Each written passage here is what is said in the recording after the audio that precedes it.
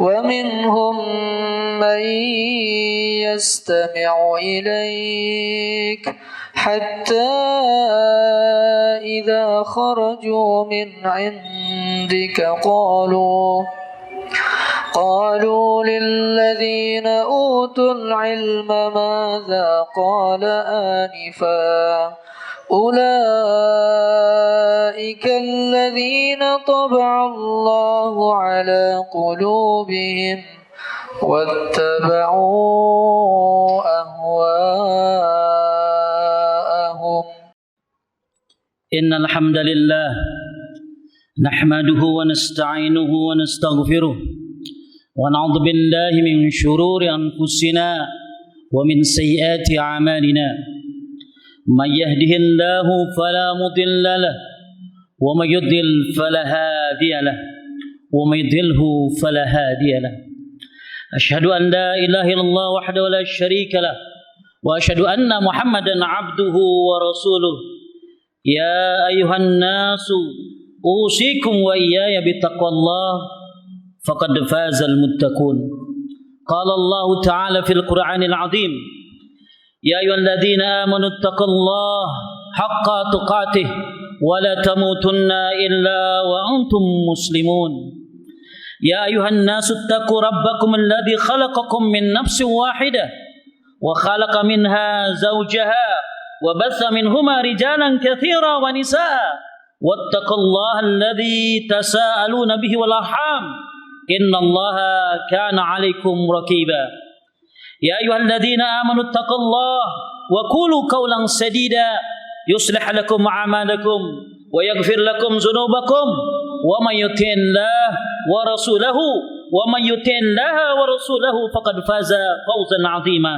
أما بعد فإن أصدق الحديث كتاب الله وخير الحديث حديث محمد صلى الله عليه وسلم وشر الأمور محدثاتها وكل محدثة بدعة وكل بدعة ضلالة وكل ضلالة في النار. اللهم صل على محمد وعلى آل محمد كما صليت على إبراهيم وعلى آل إبراهيم إنك حميد مجيد. اللهم بارك على محمد وعلى آل محمد كما باركت على إبراهيم وعلى آل إبراهيم إنك حميد مجيد. Ma'asyiral mu'minin rahimani wa rahimakumullah. Bersyukur kepada Allah dengan cara meningkatkan takwa kita kepadanya. Takwa adalah menjalankan perintahnya, menjauhi larangannya. Takwa menurut Ibnu Mas'ud adalah Allah diingat dan tidak dilupakan, disyukuri dan tidak dikufuri, ditaati dan tidak dimaksiati. Salawat dan salam kepada Nabi kita Muhammad sallallahu alaihi wasallam yang insyaallah kita akan selalu membela sunnahnya, menjalankan sunnahnya, mengajarkan sunnahnya, dan insyaallah bertemu dengan beliau di Firdausil A'la, di surga yang tertinggi yaitu surga Firdaus. Amin ya rabbal alamin. Ma'asyiral mu'minin rahimani wa rahimakumullah. Sering kita mendengar kalimat yang disampaikan oleh muazzin, yaitu kalimat la haula wala quwwata illa billah. Terasa kalimat ini sering dan familiar di kuping kita. Karena memang setiap azan dikumandangkan hayya 'alas shalah, hayya 'alal falah, maka kita mengatakan la haula wala quwwata illa billah. Kalimat ini ternyata adalah sebuah kalimat yang luar biasa. Kalimat yang saat ini sangat kita butuhkan.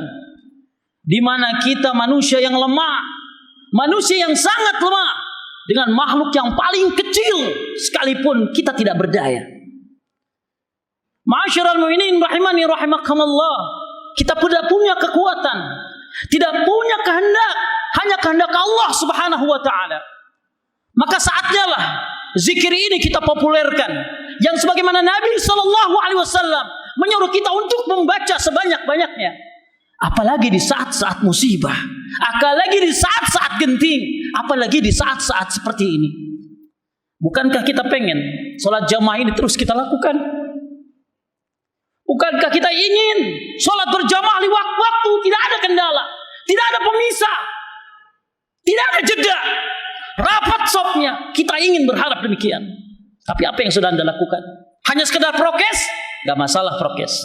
Akan tetapi hatimu harus menggantungkan segalanya kepada Allah Subhanahu wa taala. Bukankah Ramadan kita berharap bisa bertarawih bersama, bisa menghatamkan Quran di masjid, bisa itikaf menyambut Lailatul Qadar? Bukankah kita berharap Idul Fitri dan selanjutnya aman dan tentram? Apa yang sudah kita lakukan? Ma'asyiral mu'minin rahimani wa rahimakumullah, musibah ini menyita waktu luar biasa. Maka hendaknya kita semua berpikir, apa yang harus kita baca, apa yang harus kita amalkan. Maka Nabi sallallahu alaihi wasallam mengajarkan kalimat la haula wala quwwata illa billah. Sering orang ucapin ini, akan tetapi apakah ucapannya ada maknanya? Ibnu Qayyim al-Jauziyah menyebutkan zikir akan terlihat hebat ketika memiliki 3 komponen. Anda berzikir, banyak orang zikir, tapi pahamilah ketika Anda zikir, adakah 3 komponen ini? Yang pertama, bersumber dari Nabi sallallahu alaihi wasallam. Gak bisa zikir ngarang-ngarang, gak bisa zikir kreatif. Zikir adalah ibadah, harus sesuai dengan tuntunan Nabi sallallahu alaihi wasallam, bahkan dengan pemahaman para sahabat Nabi radhiyallahu anhum. Yang kedua, zikir akan kelihatan hebat ketika lisan dan hatimu ikut berzikir dan merasakan. Hatimu membaca la haula wala quwwata illa billah, hatimu menyatakan lemahnya dirimu, agungnya Allah dan kuatnya Allah. Bukankah mulut ini sering berzikir tapi hati ini lalai? Yang ketiga, sebuah zikir memiliki makna yang hebat, keagungan yang luar biasa. Ketika Anda paham tentang maknanya, Anda tahu tentang keutamaannya, Anda tahu isinya, Anda tahu asbabul wurudnya. Tapi ternyata selama ini kita hanya berzikir dengan 1 komponen saja, yaitu hanya lisannya. Sebuah pisau akan lebih hebat ketika kau mempergunakannya, ketika tanganmu kuat. Seorang yang memegang pistol akan lebih tepat bidikannya ketika yang memakai adalah seorang profesional. Maka kalimat la haula wala quwwata illa billah sering diungkapkan oleh siapapun. Bahkan dia dengar sehari-hari, tapi kurang paham maknanya dan memahami tentang arti daripada kalimat tersebut. Ma'asyiral mu'minin rahimani wa rahimakumullah, kalimat la haula wala quwwata illa billah adalah kalimat yang berisi penyerahan diri dalam segala urusan kepada Allah Ta'ala. Ketika dirimu mengatakan la haula wala quwwata illa billah, apakah ada di dalam hatimu penyerahan dirimu kepada Allah? Ketika sujud, bukankah ketika sujud saat rendah seorang hamba kepada Allah? Syekh bin Shalih Al-Utsaimin ditanya, bagaimana caranya ketika Anda sujud menjadi sebuah momentum yang hebat, sebuah momentum yang dahsyat? Apa kata Syekh bin Shalih Al-Utsaimin? Sebelum kau sujud, rendahkan dirimu sebelum kau rendahkan badanmu. Banyak manusia mengatakan la haula wala quwwata illa billah, tapi hatinya penuh dengan kesombongan. Hamba tidak bisa berbuat apa-apa dan tidak bisa menolak sesuatu, juga tidak bisa memiliki sesuatu selain kehendak Allah Subhanahu wa taala. Semua saya yakin sudah melakukan apa yang terbaik untuk di saat ini. Prokes semua sudah dijalankan. Bahkan mungkin ada yang berlebihan luar biasanya. Akan tetapi sudah saatnya kita kembalikan semuanya kepada yang memilikinya, yang kebenaturnya, Rabbul Alamin, dengan mengatakan la haula wala quwwata illa billah. Ada ulama menafsirkan kalimat la haula wala quwwata illa billah, tidak ada kuasa bagi hamba untuk menolak kejelekan. Tidak ada punya kekuasaan kita menolak kejelekan. Tidak ada kekuatan untuk meraih kebaikan selain dengan kekuasaan Allah Subhanahu wa taala. Ini makna la haula wala quwwata illa billah. Bahkan Ibnu Mas'ud radhiyallahu an mengatakan, la haula an ma'siyatillah illa bi'ismatih. Tidak ada daya menghindarkan diri dari maksiat selain dengan perlindungan dari Allah Subhanahu wa taala. Susah kita ninggalin maksiat kecuali atas pertolongan Allah Subhanahu wa taala. Kemudian kata Ibnu Mas'ud, wala quwwata ala ta'atihi illa bimu'aunatihi. Tidak ada kekuatan untuk melaksanakan ketaatan selain atas pertolongan Allah Subhanahu wa taala. Sering kita dengar hayya 'alas shalah, kita ucapkan la haula wala quwwata illa billah karena banyak yang mendengar kalimat hayya 'alas shalah tapi tidak ke masjid. Banyak orang mendengar la haula wala quwata illa billah, rumahnya dekat dari masjid, tidak jalan ke masjid. Karena memang hanya dengan pertolongan Allah Anda bisa jalan. Hanya dengan pertolongan Allah Anda bisa berangkat ke masjid. Betapa luar biasanya Nabi SAW mengajarkan ketika kalimat hayya 'alas shalah, mari kita salat. La haula wala quwata illa billah. Gak ada yang bisa melangkahkan kakimu ikhlas karena Allah kecuali atas pertolongan Allah Subhanahu wa taala. Hayya 'alal falah, mari menuju kemenangan.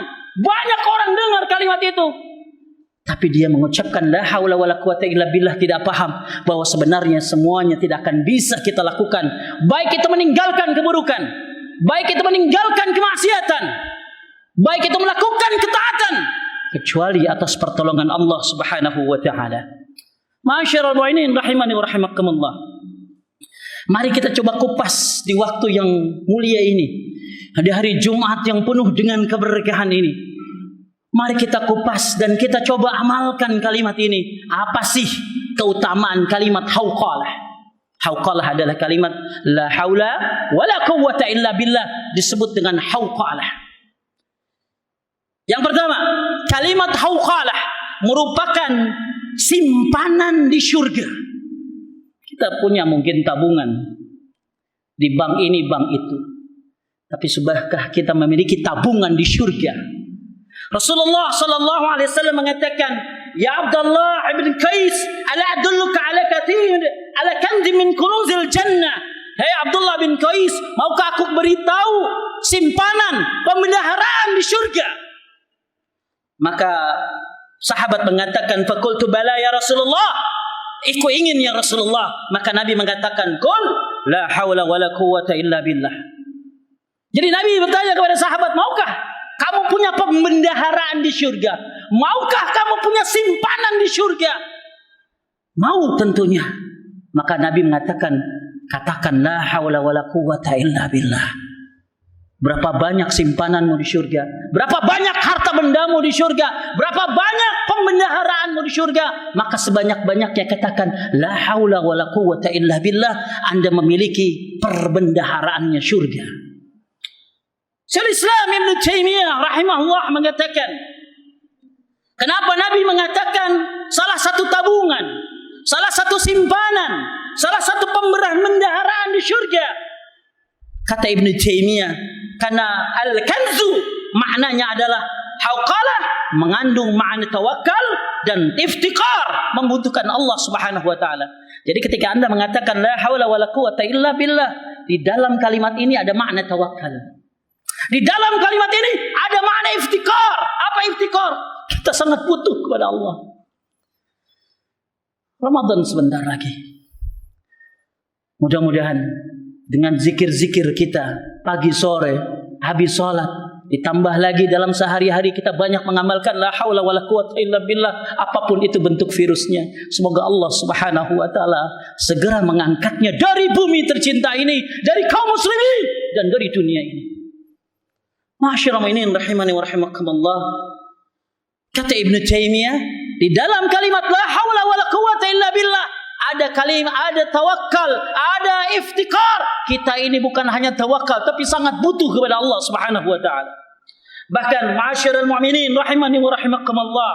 Yang kedua, kenapa kita sangat butuh kepada kalimat la haula wala quwwata illa billah? Karena ini merupakan salah satu dari pintu syurga. Ternyata ada pintu surga yang namanya la haula wala quwwata illa billah. Sebagaimana hadis yang diriwayatkan kepada Abu Musa radhiyallahu an dari Nabi sallallahu alaihi wasallam, "Ala adulluka ala babin min abwabil jannah?" Maukah aku tunjukkan salah satu pintu di antara pintu surga? Maka bala, qultu bala. Aku ingin ya Rasulullah. Maka kata Nabi, katakan la haula wala quwwata illa billah. Jadi ternyata bukan hanya pembendaharaan surga, bukan hanya kita sangat tawakal dan butuh kepada Allah, tapi ternyata membaca kalimat la haula wala quwwata illa billah yang disebut dengan hauqalah adalah salah satu di antara pintu-pintu surga, dan semoga kita semuanya memasukinya. Yang ketiga dari Abu Ayyub Al-Ansari radhiyallahu an, bahwasanya Nabi sallallahu alaihi wasallam pada malam Isra melewati Nabi Ibrahim alaihissalam. Kemudian beliau berkata, wahai Muhammad, perintahkan umatmu untuk memperbanyak tanaman syurga. Jadi Nabi Ibrahim menyuruh Nabi Muhammad SAW agar umatnya memperbanyak tanaman syurga. Sesungguhnya tanahnya sangat baik dan sangat luas. Maka Nabi SAW bertanya kepada Nabi Ibrahim, apa itu tanaman surga? Nabi Ibrahim alaihissalam menjawab, la haula wala quwwata illa billah. Hadis diriwayatkan oleh Imam Ahmad sahih dalam kitab Sahih Targhib wa Tarhib. Ma'asyiral mu'minin rahimani wa rahimakumullah. Poin yang keempat, bahwa kalimat hauqalah adalah amalan yang dianjurkan untuk sering dibaca oleh kita umat Nabi Muhammad sallallahu alaihi wasallam. Insyaallah yang baca subhanallah wa bihamdihi banyak. Insyaallah yang baca subhanallah walhamdulillah wala ilaha illallah wallahu akbar banyak. Insyaallah yang baca astagfirullah banyak. Yang baca astagfirullah la ilaha illallah hayyul qayyum wa atubu ilaih banyak. Yang baca sayyidul istighfar banyak. Tapi coba kita lihat lagi introspeksi diri. Sudah seringkah kita membaca la haula wala quwwata illa billah? Dalam sehari berapa kali dirimu membacanya? Ma'asyiral mu'minin rahimani wa rahimakumullah. Poin yang keempat, Nabi SAW berkata kepada Abu Dzar, ia berkata, kekasihku Abu Dzar mengatakan bahwa ausani khalili bisab'in, kekasihku berwasiat dengan 7 perkara. Jadi kata Abu Dzar, Nabi berwasiat 7 perkara. Saya langsung baca saja artinya karena hadisnya panjang. Yang pertama, 7 perkara itu adalah supaya aku mencintai orang-orang miskin dan dekat dengan mereka. Ini perintah Nabi yang didengar oleh Abu Dzar Al-Ghifari untuk dekat dengan orang miskin. Bahkan kebutuhan kita kepada fakir miskin lebih butuh kita sama fakir miskin daripada orang fakir miskin butuh sama kita. Yang kedua, beliau merintahkan agar aku melihat kepada orang yang berada di bawahku dan tidak melihat kepada orang yang berada di atasku. Hendaklah Anda melihat orang yang di bawahmu, jangan melihat orang yang di atasmu. Dalam masalah harta, lihat sama yang paling bawah. Dan jangan lihat sama yang paling atas. Tapi kalau ilmu, lihat sama yang paling atas, jangan lihat sama yang paling bawah. Kemudian yang ketiga, beliau merintahkan aku agar menyambung silaturahim meskipun mereka berlaku kasar kepadaku. Maka siapa yang suka menyambung silaturahim, padahal yang disambung silaturahimnya adiknya, kakaknya ternyata kasar sama dia, dalam riwayat lain Allah memberikan pertolongan kepada dia. Kemudian yang keempat, aku dianjurkan membaca, memperbanyak ucapan la haula wala quwwata illa billah. Jadi Nabi berpesan agar umatnya membaca, memperbanyak kalimat hauqalah, yaitu la haula wala quwwata illa billah.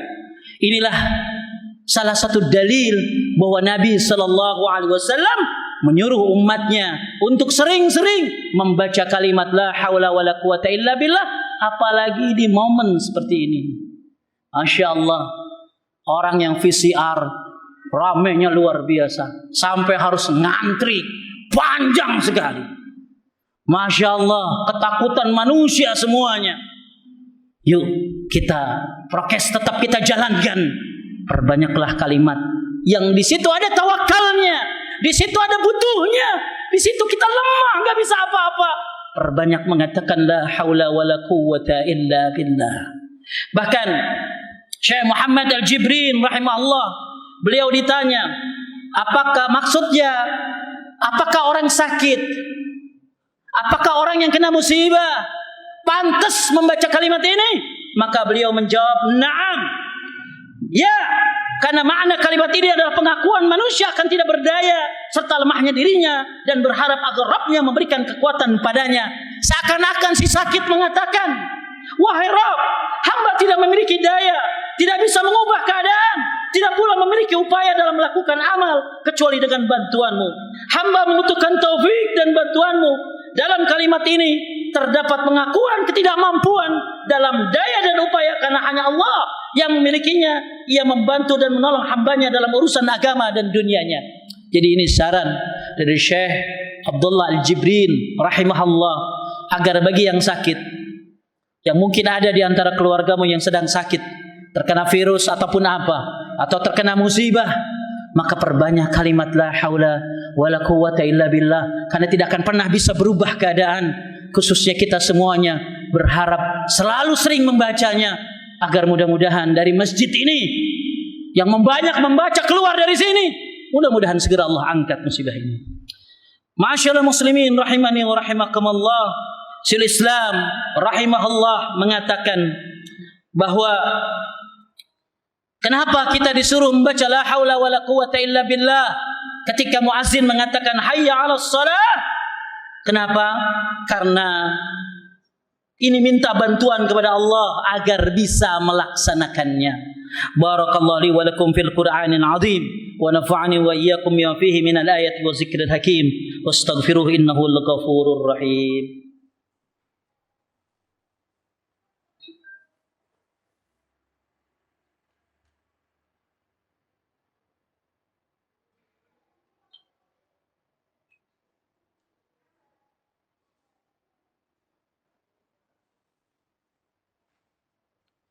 Alhamdulillah, Allahumma salli ala Muhammad wa ala ali Muhammad. Ma'asyiral mu'minin rahimani wa rahimakumullah. Syekh Abdul Razak Al-Badr hafizahullah mengatakan annaha kalimatun isti'anah billahil azim. Kalimat la haula wala quwwata illa billah adalah permohonan bantuan kepada Allah yang maha agung. Kalimat la haula wala quwwata illa billah adalah kalimat permohonan bantuan, layak bagi pengucapnya dan menjaganya.